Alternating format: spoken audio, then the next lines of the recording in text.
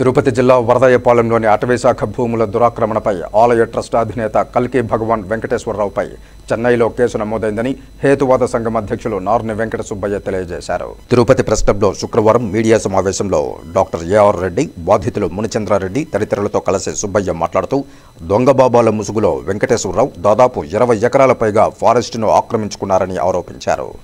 కల్కి భగవాన్ అనే ఒక దొంగ స్వామి ప్రభుత్వ భూములు, ఫారెస్ట్ భూములు ఆక్రమించి, అట్లాగే దళితుల భూములు ఆక్రమించి ఆశ్రమాన్ని కట్టి మోసం చేస్తున్నారు రకరకాలుగా.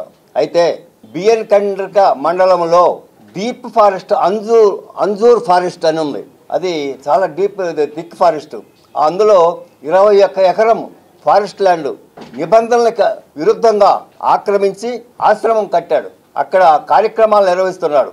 భజనలు, యోగా, ధ్యానము, అట్లాగే విదేశీయులు రప్పించి అక్కడ రాత్రుల పూట కార్యక్రమాలు నిర్వహిస్తున్నారు.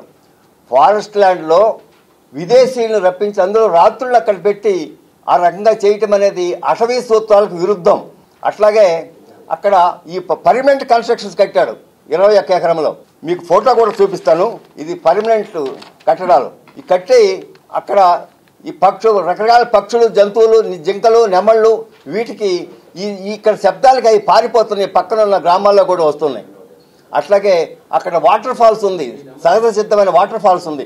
ఆ వాటర్ ఫాల్స్ కూడా డైవర్ట్ చేసి నీళ్ళు ఇటు రాకుండా అతను ఆశ్రమం వాళ్ళు చేస్తున్నారు. అట్లాగే రకరకాల అటవీ శాఖ నిబంధనలకు విరుద్ధంగా అక్కడ ఈ పర్మనెంట్ కన్స్ట్రక్షన్ చేశాడు.